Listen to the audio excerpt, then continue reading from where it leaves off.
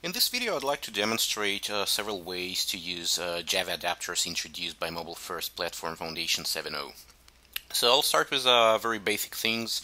I'll start with the very basic invocation, then we'll see several ways of passing parameters to your adapter from client side. We'll see how to use different data types like JSON and XML, how to consume them, how to produce them, and how to convert one data type to another data type. We'll see how you can make custom responses not based on any specific data structure, and in the end I will even show how to generate a QR code and return it as image to your client by using MobileFirst Java Adapter. So I have the implementation code. I have a lot of implementation code, and this project will be public. You can download it by following the link below this video, right? But let's start with a walkthrough. Okay, so we'll start by looking at the Java code of the adapter itself, and we will also use Postman, okay, which is a nice, convenient way of invoking, making HTTP requests.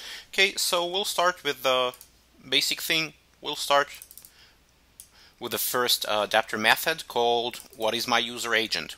Okay, so once again, I remind you, as I described in my previous video, in order to hit your adapter, your Java adapter, you will need to make a request to your server /project name /adapters /adapter name, and then whatever you've defined in your adapter code. So here I'm declaring that the path to this adapter is /myAPI, and the path to this specific method will be whatismyuserAgent.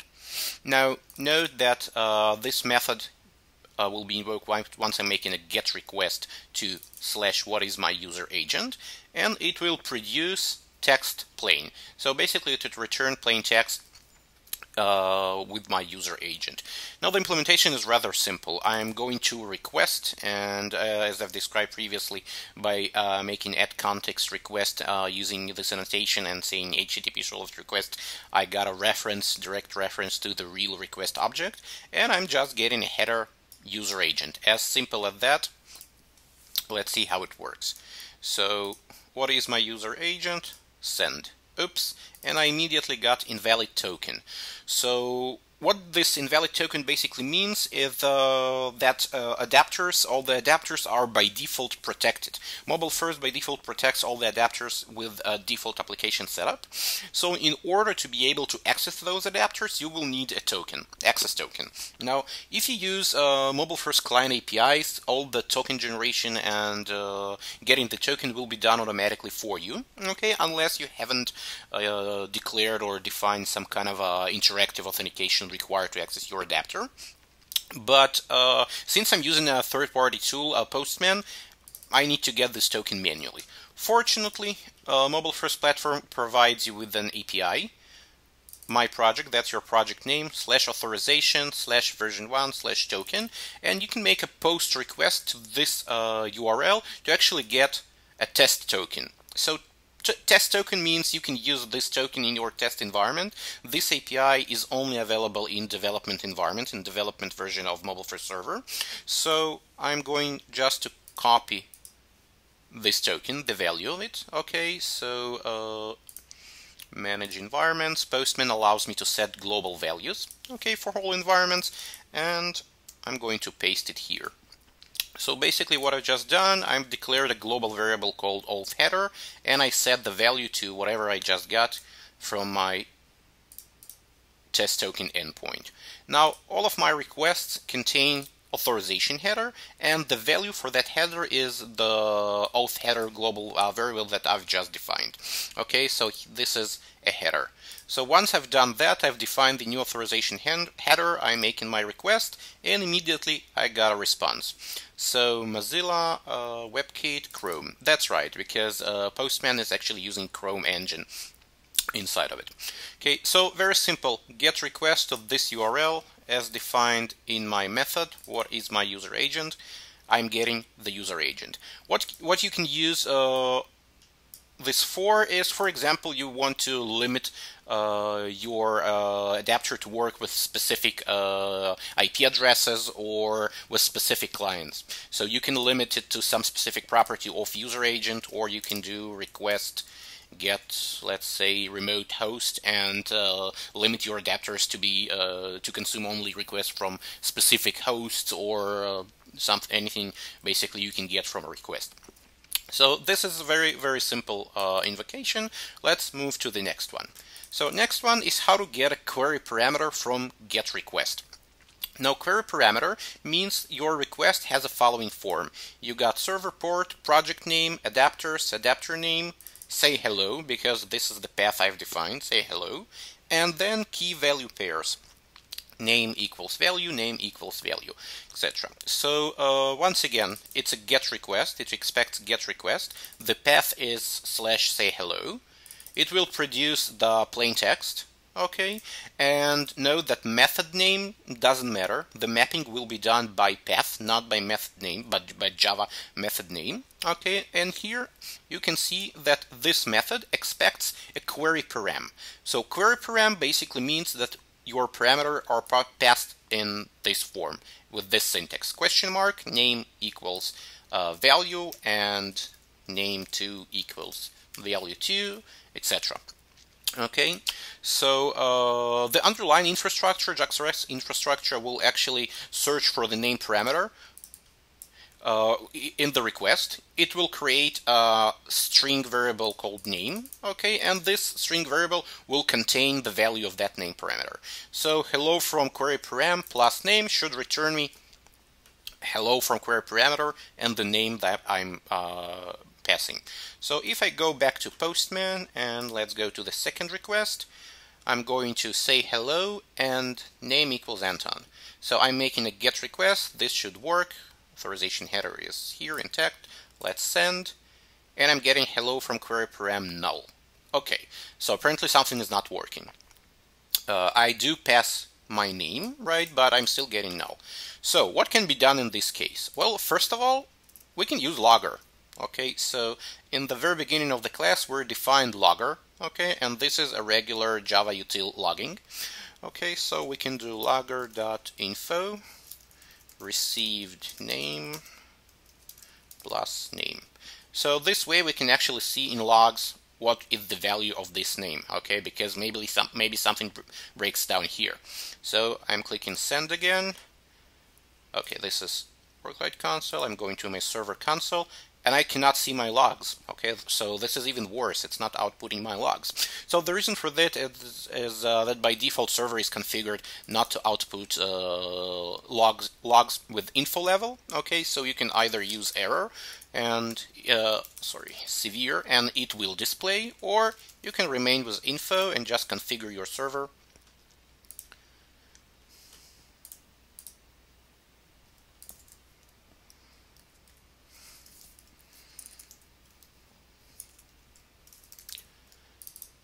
Configure your server, Eclipse glitch, logging.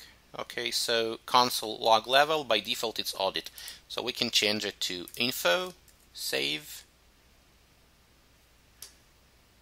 back to Postman, make request. Okay, so here I can see received name null. So, okay, so probably the value of name here is null indeed. So what's the problem? Okay, what's next? How do I debug it? Well, pretty much easily. You make a breakpoint, you right-click your adapter, and you select debug as debug MobileFirst adapter. Okay, so currently, build and deploy finish. Currently, server is waiting for you to trigger your adapter, so it will hit the breakpoint. Back to Postman, clicking send. Okay, and we hit our breakpoint. So as you can see, name is definitely null, right? But how do we debug that? How can we actually understand why is it null? Well, let's say we can use this request object. Okay, so request contains all the parameters that we've sent. So let's see what I can do here. Let's say request.get parameter, so I can get parameter names, but this is an enumeration. It's not that easy. Let's use map. Okay, so request get parameters map. I can select the whole thing and use Eclipse feature called inspect. So right click and inspect. Inspect will immediately evaluate it and show me my parameters map. So I can see that I do have a name parameter. Okay, so if I go to the table, I can see that, hey, it indeed contains key name, and it indeed has the value of Anton. So the problem is not in parameters. I am getting my parameters. The problem is somewhere here. Well, if I look more at my code, I can actually notice, yeah, I've changed code. I can actually notice that instead of saying that my parameter name is name, I've actually called it gnome. So yeah, honest mistake, typo. I change it to name. I save my adapter. Postman, send, and I got hello from query parameter Anton. If I return back to Eclipse, I can see that it says received name Anton. So apparently this is working, and also now we know how to do logging and how to do debugging, which is good. Moving to the next one. Okay, so we've done this, we're doing this. So in this sample we're gonna get parameters from getRequest, but in this sample, we're actually not going to be using query params, but we're going to be using path parameters. Path parameter means that the parameter itself is sent to the server using different syntax. So it's not question mark and key value. It's slash and the parameter value itself. So if I have more than one parameter, I can do name, age, gender, whatever. Okay, so if I see look at the annotations, I see that this requires a get request. Okay, the path is say hello slash the name.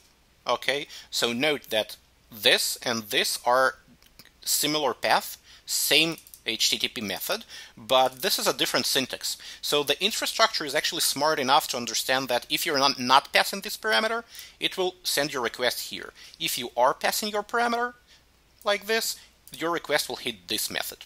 Okay, once again, I'm getting a path parameter, not query parameter, path parameter, name, no typos, string name, and I'm returning hello from path parameter name. Let's see if this works. Next one, hello with path parameters, say hello slash Anton, send, hello from path param Anton. Good, so we know how we can actually use path parameters. Let's try something more advanced. Getting form parameters from post request. So you can also send your parameters in post request using either query params or path params, but post request actually supports sending parameters both in as a form params form params type, or just as a plain text in your post body. So we will see actually both of them eventually. Now the method is post, so now we're going to make a post request. The path is say hello, and note we're still using the same path, but in those cases get request means your request is getting here. Post request means your code is gonna get here. Okay, we're getting form parameter. Okay, so note it doesn't have anything to do with URL. Okay, it's form parameter. It's sent inside of the post body. Okay, still value name string gonna be resolved as string name, and we'll return hello from form parameter. Back to Postman, my third function. Okay, say hello from form parameter. So this time the method is post, and note how much methods you have. You can use almost all of them. Okay, I'm not setting form data. I'm using this content type, form URL encoded. This is probably the most common one. Okay, and my parameters is name Anton. So if I click send, I will get hello from form param Anton. Okay, so basically what it means, my request got here, the infrastructure detected that it's post. Okay, I'm making a post request, the URL ends with /say hello, so it got here, the form parameter was extracted, and I got my response hello from form parameter. So currently we covered three ways of sending parameters. You can either do it as query parameters, you can do it as path parameters, or you can do it as form parameters. So all of the three ways are very similar. The difference is actually the way your request is constructed, and the annotation says get parameter from query, get parameter from path, get parameter from form. Okay, so let's see the next sample. So in this case, okay, we will get parameter from get request, but we will not return a plain string. We will return a JSON object containing greeting. Okay, so we're starting to work with data structures like JSON and XML eventually. Now the path is say hello by returning JSON object. Okay, and it expects a path parameter. We already know how to work with that. Okay, note the new annotation type, produces, media type, application JSON. So basically what this annotation means is that the response will have a content type of application JSON. Okay, so this way the client will be able to recognize that server is returning JSON, okay, and will be able to act accordingly. So we're already familiar with this notion. We're getting the name from path parameter. But here we're doing something a little bit dirty. So instead of actually working with the real JSON object, we're returning string that contains JSON object. Well, it's a valid approach and it will work. Okay, so let's just validate it will work. We're talking about say hello by returning JSON object. Say hello by returning JSON object. Hey, it works. If we look at the raw request, we got the JSON. If we look at the headers, content type is application JSON because we've specified the media type, okay, and pretty print can even parse it as JSON object, which is pretty good. But still, we're working with strings, and this is definitely not convenient. So in order to make it much better, okay, we need to import JSON object. Let's take this one. Okay, so in order to make it even more convenient, we can actually work with the real JSON objects. Okay, JSON object, JSON response, then I'm into my JSON response JSON, I'm putting hello from JSON object and the name, that's the parameter. Okay, and I'm returning response JSON to string. So basically I'm working with the real JSON object and just eventually converting into string. So I've changed my code. I'm adding here one just to make sure this works. Okay, Postman, invoking the same API again, hello from JSON object 1, Anton.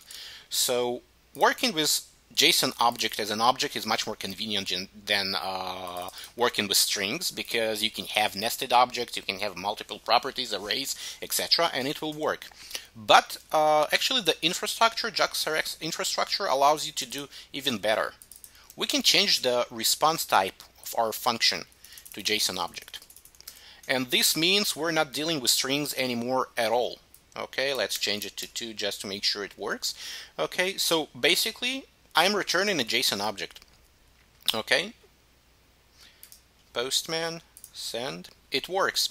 So the infrastructure takes care of actually converting this JSON object to the relevant JSON response automatically. You don't need to care about serialization, deserialization, parsing, etc., converting, stringifying. The infrastructure does the work for you and it just works. Okay, so this is very, very convenient. Now let's take a look at even more advanced example. So in this example, the invocation will automatically parse incoming JSON from post body and create a person object. Okay, so before we go further, let's look at what the person object is. So here in my adapter code, I got a person Java, which is a pretty simple Java class, person. It has name and age, okay, and setters and getters, constructors. As simple as it gets, person object. So what I'm going to do now is I'm going to send JSON from my client. I will send JSON here, and the infrastructure will automatically recognize that JSON and convert it, create a person object from it. Okay, so it will automatically parse incoming JSON from post body. This time I will use post body because I need to send a larger volume of data, not just key name key value pairs. Okay, and it will create a person object for me. So say hello to person object. It will be a post request. The path is going to be say hello to person object. Okay, consumes, that's the new annotation. So it consumes application JSON. What it means, it will require a client to submit JSON. Okay, and it produces text plain. So response will be text plain.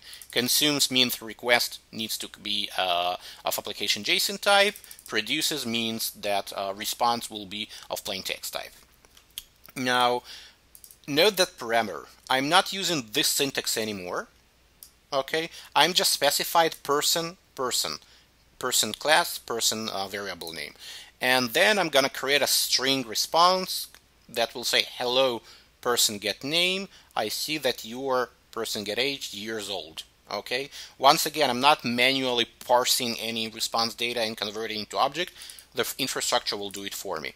Now, from the client side, if we go to say hello to person object, I'm doing a post request and I'm sending raw data, JSON, pure JSON, that says name Anton, age 34.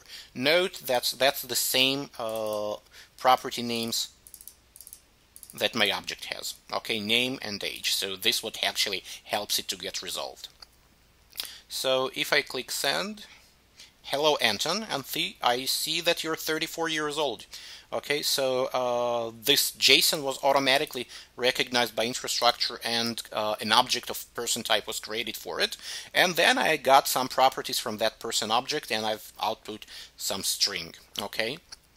Now we can make it even more complex. So we're getting application JSON. Okay, and we can also return application JSON. So for example, if I change this to application JSON, right? And instead of returning string, I will create a JSON object. We've already seen that. Okay, I just need to change the return type.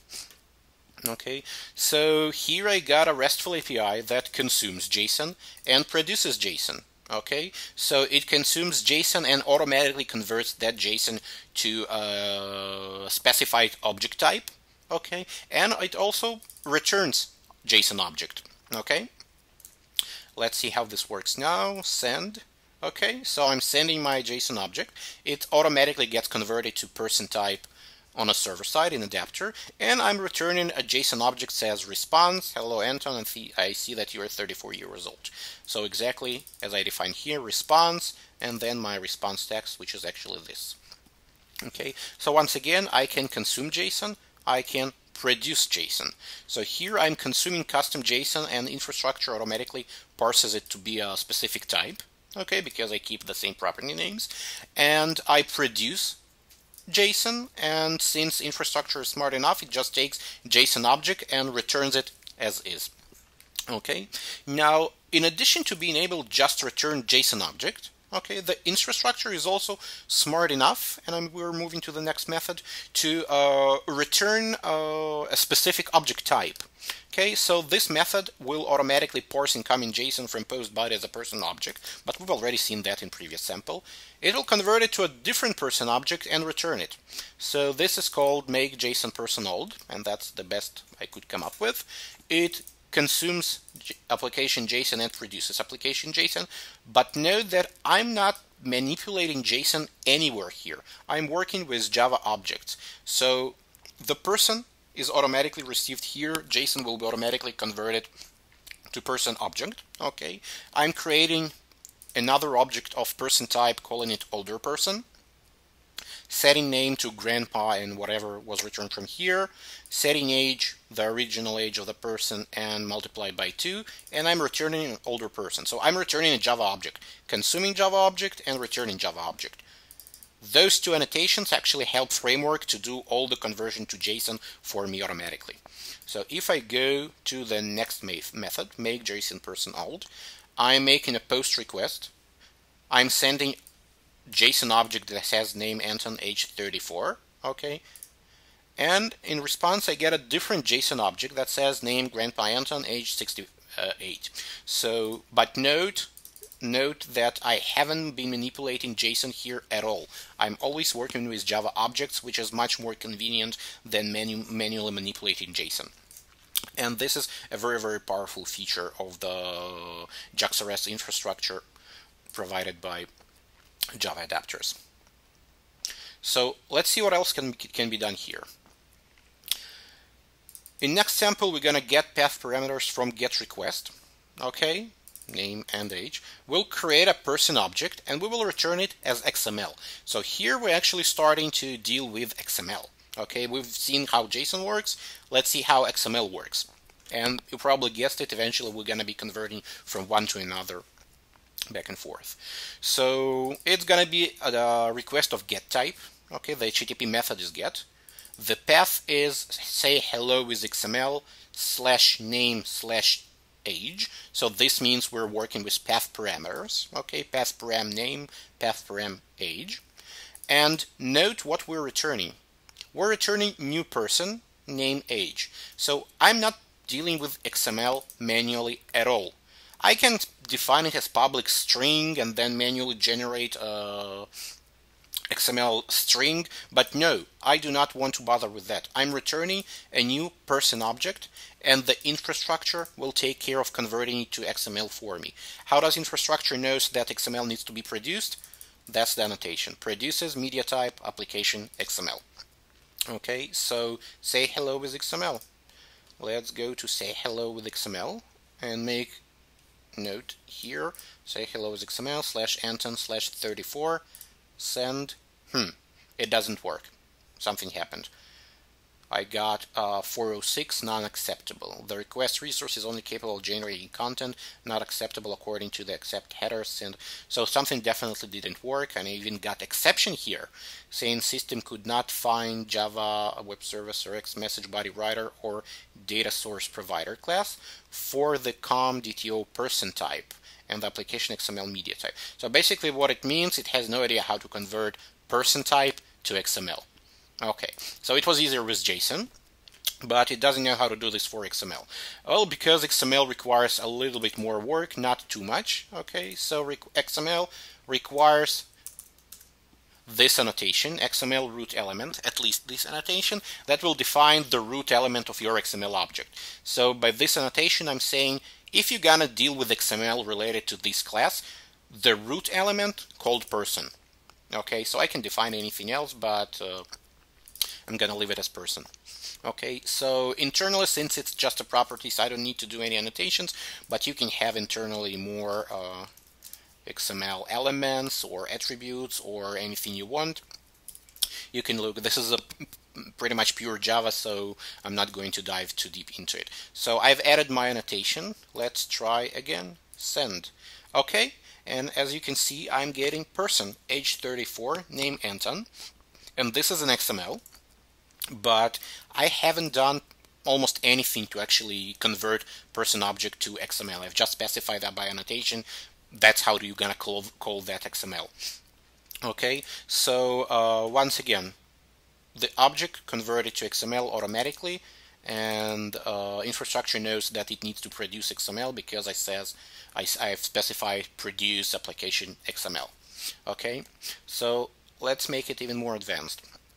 Now, this sample will automatically parse incoming XML from post body as a person object. It will convert it to a different person object and return it. So this is something we've already seen. So this one is called make XML person old, but before that we actually had make JSON person old. Now, if you take a look, those two methods are absolutely identical. The only difference between them is this produces and consumes application JSON, and this one produces and consumes application XML. Okay, so this method will expect JSON as an input and will produce JSON as an output.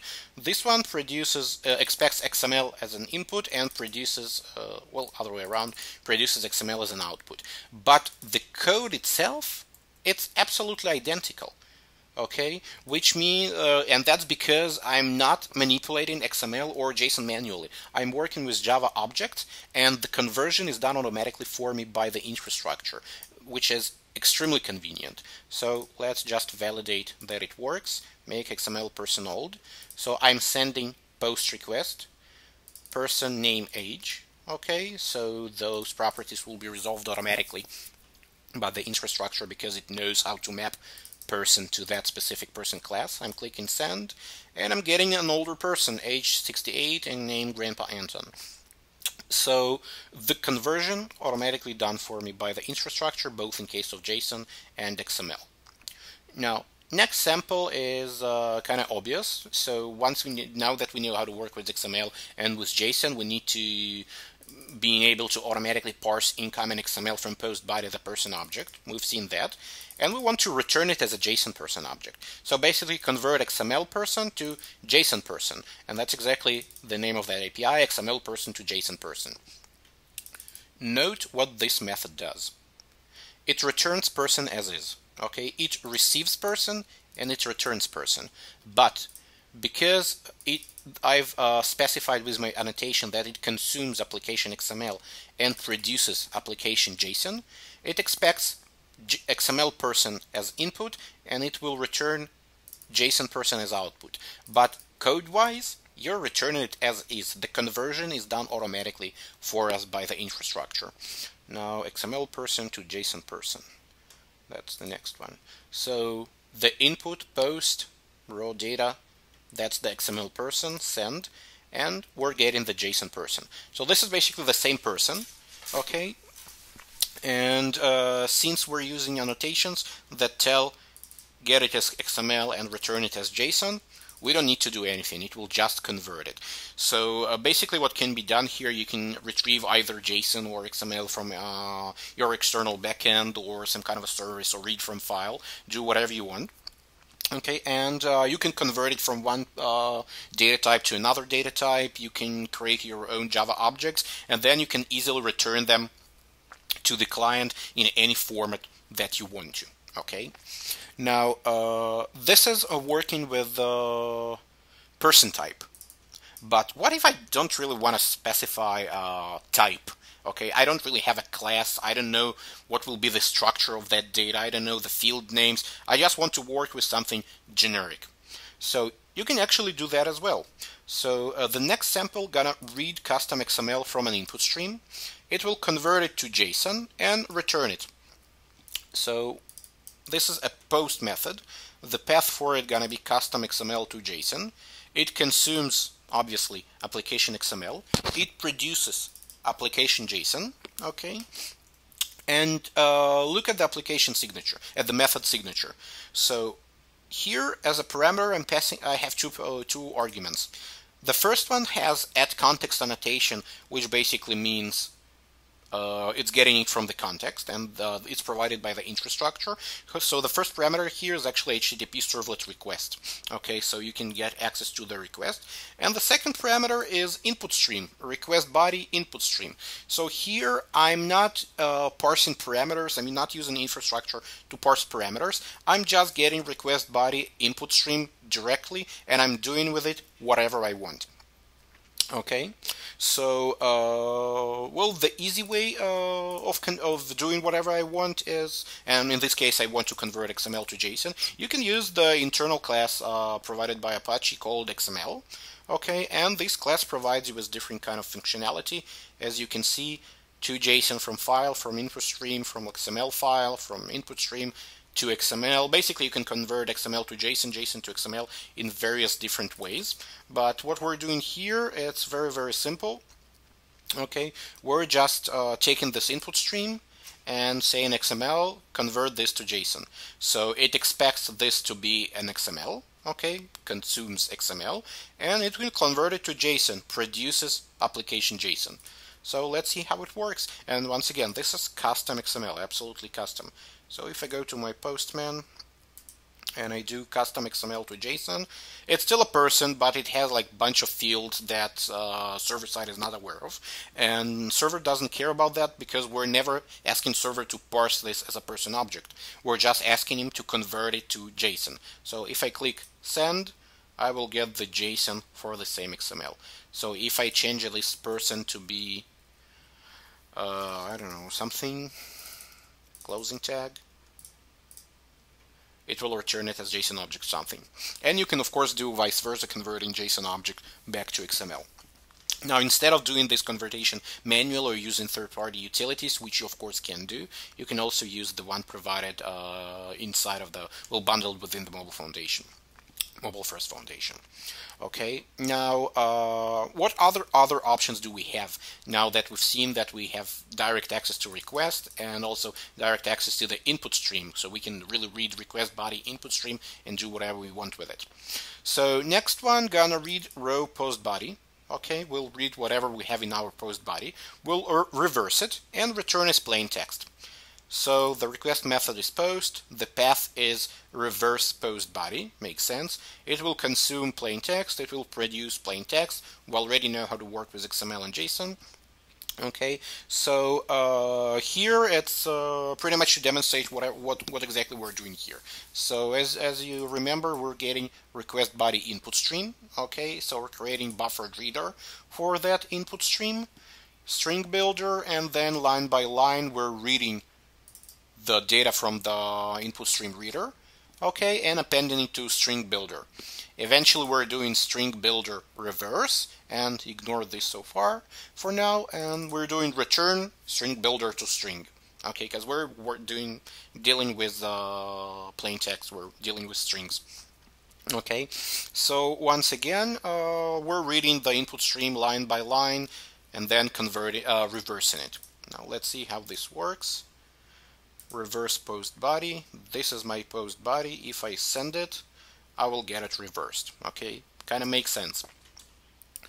So this is the long implementation. Okay, just to demonstrate that you can really do whatever you want with the request body input stream. Okay, you can read it. You can read it line by line or char by char, or do whatever you want with it, right? But for this specific case, you can also use utility provided as part of Apache Commons, IO utils. Okay, so basically it's a utility that converts input stream to string. Okay, plain and simple. So IO utils contains a bunch of additional useful utilities you can use. Okay, but we're using just a simple one, to string. It takes input stream as an input and it returns string. So we're creating string builder from this string, reversing it, and in case I do not want to reverse it, I could just return this and from my method, and well, in this case it will not be reversed. So this is a much easier implementation, and if we see how it works exactly the same. 1 2 3 4 5 6. So it works exactly the same. Okay, so as I've said, you got direct access to request body input stream. It can be binary data, it can be anything you want. You can read it and do whatever you want with it. Now, probably one of the most advanced features is that you can actually return a generic response. So you as a developer can decide what exactly your response is going to contain, HTTP status, the content type, and the data. You can do whatever you want. So just to demonstrate it, we'll create a custom response object and return it. So the return type is response. Okay, and we're gonna return response.ok. .ok means that well, success, basically, HTTP 200 HTTP status. Okay, the content will be it works. The media type will be text plain. Okay, and since this method returns builder, we need to do at the end we need to do .build. Okay, so basically calling custom response right now should return success with it works. Let's see if it works. Custom response. Send. And it works. We got HTTP 200, which is okay, and it definitely works. Now, to make things a little bit more complex, instead of this, let's see how we can do something more advanced. Okay, so yeah, we need to import.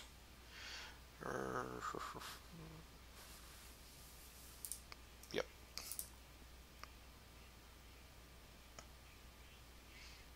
Okay, yeah, let's do it one by one. So, we're creating an object of type person, Anton34, and we're saying return response.ok, that person, that's the person, media type application JSON, .build. Okay, so note that we don't have annotation produces application JSON here anymore, okay, because we define it in our code. So if you don't know what content type your method will return, you can also return a generic response and then decide internally what content type you will return. So here now my method should return JSON containing this person object. Let's see how it works. Not changing anything, just clicking send. Yes, and now I got my object, okay, as JSON. And if we look at the response headers, content type is application JSON. Okay. To make it a little bit more, even a little bit more advanced, you can return response. You can set up a status. Okay, for example, you want to have its status unauthorized, and this means 401, HTTP 401. You can set an entity. That's basically the content that it will contain. You can set a type, okay, and that's still gonna be application JSON, and then you build it. And using dot notation, you can add like tons of additional properties and whatever you want to that specific response. So once again, it should have a 401 status. It should contain our JSON, and it should be of application JSON type. Send. Okay, so as you can see, currently the status is 401 unauthorized. And I have my JSON, and content type is still application JSON. So basically, you can return any type of response, any kind of data, anything you'd like to, okay? And probably the most advanced example here is we're gonna get a text from a query parameter, okay? And we'll generate a QR code for it. Okay, so we'll make request to /make request URL, okay, and query parameter means question mark text equals, we're gonna send some text. The path it's gonna be get. Path is make QR code. Okay, so query parameter text, that's the text we're gonna get. And here I'm using some APIs provided to me by Zebra Crossing library available from Google. Now, this is unlike the previous one that I've showed you. This is not something that comes bundled within MobileFirst platform. That's a third-party library. You can just go to Zebra Crossing, Google, okay, decoder. Well, this is online, but you can also find Zebra Crossing download. So you can find it on Google. Okay, and I've added to my lib folder under my adapter, and you need the core and Java SE. Okay, so this allowed me to use actually those APIs, the Zebra Crossing QR code writer API in my application. So I'm getting a text, I'm creating QR code writer, I'm creating byte array output stream. Now I'm saying this is all the library's APIs. Okay, so I'm saying to my writer, encode this text. The format gonna be QR code, and the resolution is gonna be 200 by 200 pixels. Okay, so this will create a bit matrix object. Then I got a class matrix to image writer and writer stream. I'm taking my bit matrix. The format is PNG, and I'm writing it to the stream. This is byte array output stream. And then I'm returning a generic response which says, well, okay, which means HTTP 200 status, stream to byte array. I'm converting this stream to byte array because this is an output stream. I cannot return output stream. I can only return an input stream. Okay, the framework needs to be able to read this stream and not write into it. So I'm specifying content type image PNG. Note that here I've used media type dot application JSON, but media type namespace doesn't have all the content types that exist out there. It just has the common ones. So in case I don't have it as an enum or here in media type, I can just specify any custom string, okay, and build. So basically, I'm converting text to QR code. And if I go to the make QR code API, I click send, I will get a QR code, okay, which is very, very convenient. Okay, so let's see what can we do with this QR code, and we're gonna dive a little bit into security here. Okay, so I'm taking this URL. Okay, I'm going to go into browser, and I'm pasting it here. Oops, if I try to open it in browser, I'm getting missing authorization. And we already know the reason for that. So the reason for that is that the authorization header is missing in this request. Okay, and well, Postman is smart enough to allow me to add my own custom authorization headers, but I don't have this functionality in browser. Okay, so this is security, this is protection. So in case of a browser or any other type of access, I can define different security patterns, but I will probably cover it in a different video. Okay, but what I can do here to actually allow to accessing this API without authorization, I can go to Eclipse and add all security annotation. Okay, and if you use autocomplete, you can see that you can set up enabled or disabled, and you can define a scope. So scope, this is for security settings. I will cover it probably in a different video, but enabled equals false. So what this basically means, security is no longer enabled for this API, so it's public right now. So if I go to my browser and refresh, I got my image. Okay, and if you read this image with any QR code reader, you will see that it really is whatever we've defined here. Hello, this is a QR code. Now, to finish this demonstration, I've also created a simple application, okay, that actually calls all of those APIs one by one, all of those APIs that I've demoed one by one. You have this application code, so, you know, just a bunch of buttons and response box. So here you can see that I'm using WL Resource Request API. And since in this case I am using WL API, WL Resource Request, I don't need to care about getting access token first and then manually injecting it, because WL Resource Request will do this for me. Okay, the obtaining of the token will happen automatically. Okay, and this token going to be used. So I'm creating what is my user agent. Remember that the first one, I'm creating a WL resource request. The path is what is my user agent. I'm using get method, request send, then once it's complete, response box, that's the div I used for responses, update the text with response text.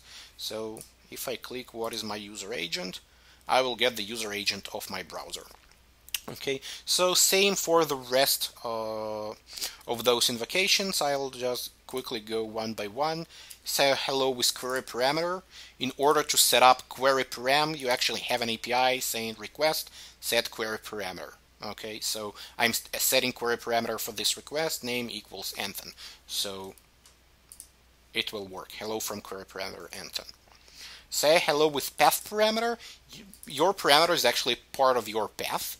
Okay, so you can create your resource request containing this parameter. Okay, so if I do hello with path parameter, I will get the right response. Say hello with form parameters.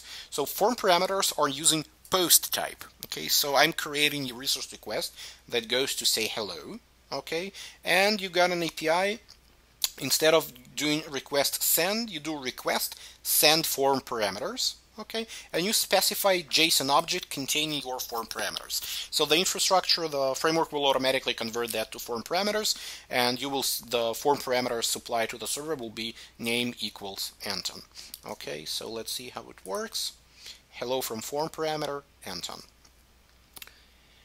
Say hello by returning JSON object. Once again, I'm making a request to say hello by returning JSON object /Anton. Okay. And basically, response will contain JSON object. So it will also contain JSON text if you want to access the response as text. But in this case, we know that it will contain JSON object. So I can directly go and get the JSON object from my response. Right? So say hello by returning JSON object. That's what was returned from my server.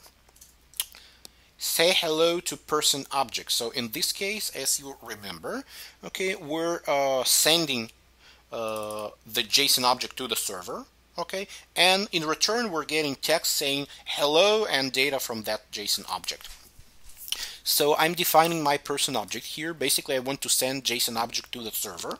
I'm setting my header content type application JSON. Okay, so I'm basically saying that this request needs to have a content type of application JSON, because say hello to person object. this is what adapter expects, application JSON. This is exactly what I'm doing here. Okay, I'm request send person JSON. Okay, I'm sending that object, and once I got my response, I'm showing it into the response box. So say hello to person object. Hello Anton, I see that you're 34 years old. So it works. Now make JSON person old. Simple. It's similar to the above method. I'm creating a person object. I'm sending it absolutely similarly to the previous one. I'm just using a different URL, which makes this call to hit the different Java method. Name Grandpa Anton, age 64. Say hello with XML. So I'm sending my request. I'm specifying that I'm Anton. I'm 34 years old, and eventually I'll get a response text. So this is the response I got from my adapter, person age 34, name Anton / person. Okay, so it works absolutely the same as with Postman, but I can easily get all of those server-side APIs, all of those adapter APIs by using WL resource request. Now, similarly, I can make XML person old. And now, since JavaScript doesn't really have any other way of specifying XML, I'm creating my XML as a string because I don't really have a choice here, and I'm saying that content type is application XML because that's what server side expects. Sending this person XML, okay, and populating response box with my response. Make XML person old. So I'm getting Grandpa Anton, which is 68 years old. XML person to JSON person, absolutely the same. I'm creating the person XML. Okay, this is the XML. I'm saying that the request content type is application XML. And once I've sent my person XML, I'm gonna populate response box with response JSON that I've received. So XML person will be converted to JSON person. XML person was converted to JSON person. Simple as that. Custom XML to JSON, I'm creating a custom XML. Okay, just any kind of XML, ASD, you know, just an XML.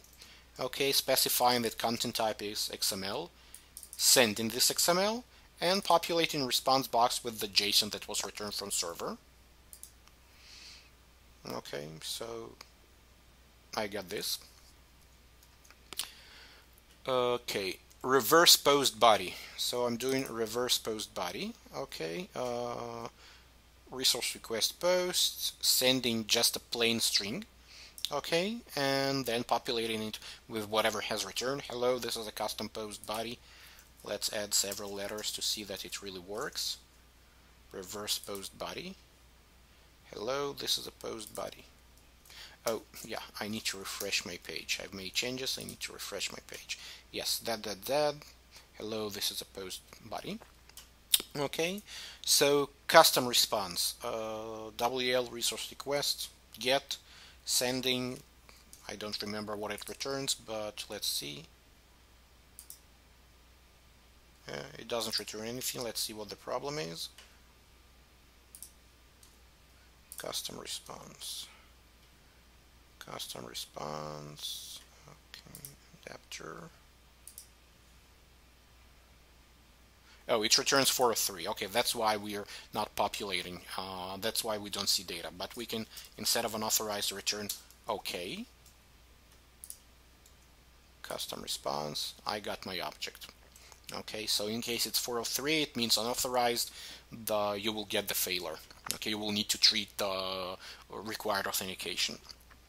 And the last one is make QR code. So make QR code is actually interesting because I'm not using WL resource request. Okay, I'm doing something different. I'm creating an image. Okay, an image HTML image object. I'm setting a source attribute of that image to the URL of the adapter and text. Hello, this is a QR code generated by Java Adapter. And I'm adding this image as an HTML to the response box. So basically it will be image source equals / my project, etc., etc., etc. right? And this will become part of my HTML. So once I click make QR code, I will get the QR code here. So this is image, okay, that I've just injected into my HTML. So this is indeed very powerful. As I've said, the source code for this demo is available. You can click the link below the video, okay? And I hope it helped you to understand what you can do with the new Java adapters and leverage the new functionality.